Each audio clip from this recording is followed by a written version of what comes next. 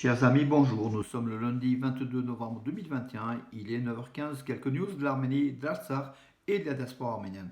Tout d'abord, Moscou a réagi mollement à la carte du panturquisme offerte par le mouvement nationaliste turc, le chef, Devlet Bahçeli, au président Erdogan. Sur cette carte-là, donc il y avait aussi la Turquie, la Russie, l'Arménie bien sûr, la Russie et la Chine qui étaient sous l'ère du panturquisme, de l'ère turque, de la nation turque.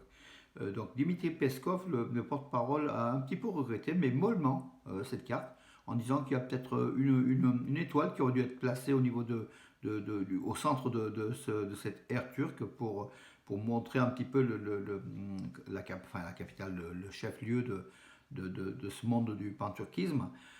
Il s'est dit quand même turcologue, donc ça veut dire que le porte-parole du Kremlin est un turcologue, donc proche de la culture turque plutôt que arménienne. Donc voilà, donc une des clés aussi de Poutine qui fait qu'il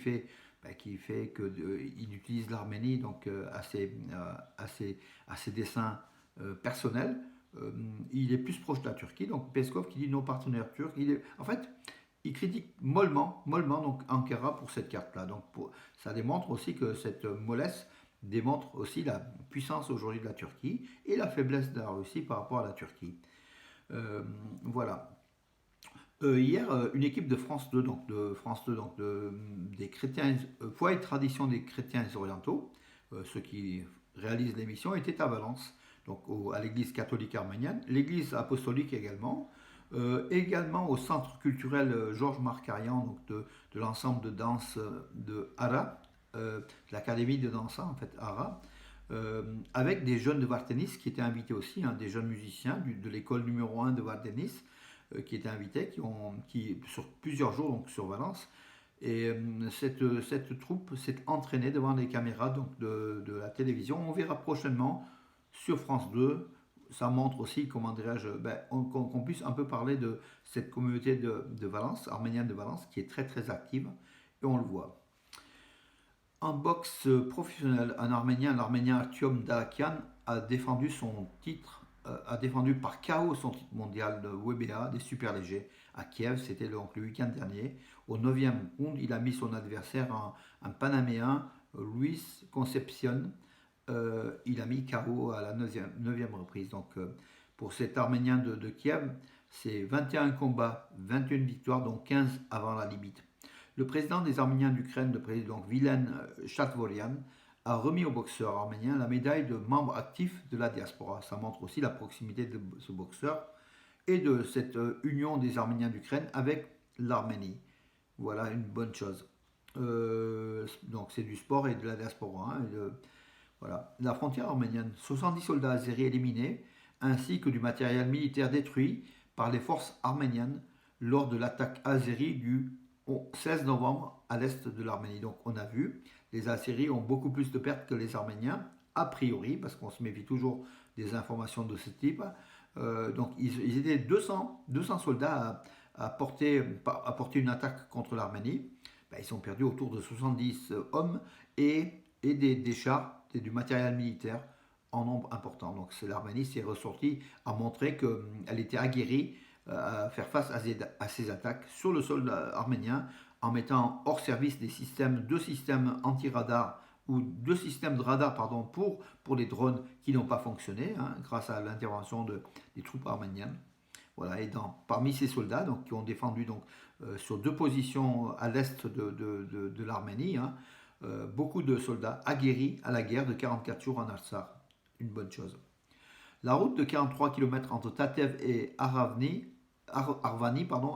est prête, selon le gouvernement arménien. Donc elle est prête. C'est une route de 43 km qui va aussi desservir quelques villages de Syunik, dans la région de Syunik. Une route sécurisée qui est un petit peu le pendant de la route nationale entre Goris et Kapan, qui est occupée sur une partie de 21 km par l'Azerbaïdjan.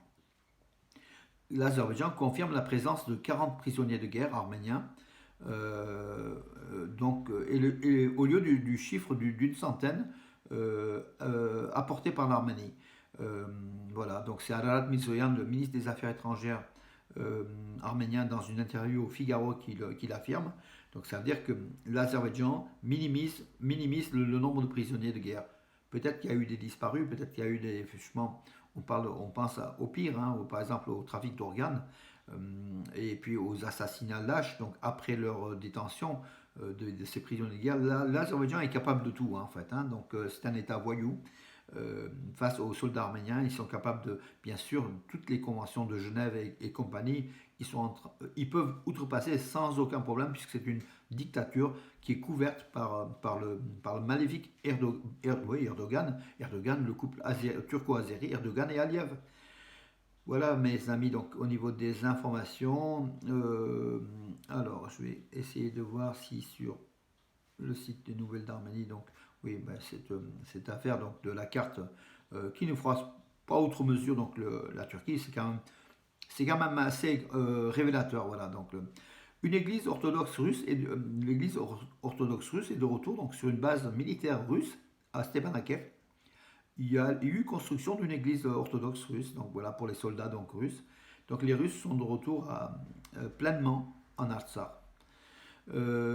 Poutine, Pachinian, ils ont discuté donc du régime, de la situation et du régime, de la situation dans la région, hein, donc en Arménie et en Artsakh. Tout baigne en fait, hein, entre les deux hommes, tout baigne, voilà, au niveau donc au moins des déclarations. Bien sûr, Pachinian applique tout ce que Poutine dit. L'Arménie n'a peut-être pas les moyens de faire autre chose aujourd'hui, donc voilà. Écoutez, pour aujourd'hui, j'en ai terminé. Je vous donne rendez-vous à demain, mes amis. Bonne journée de lundi.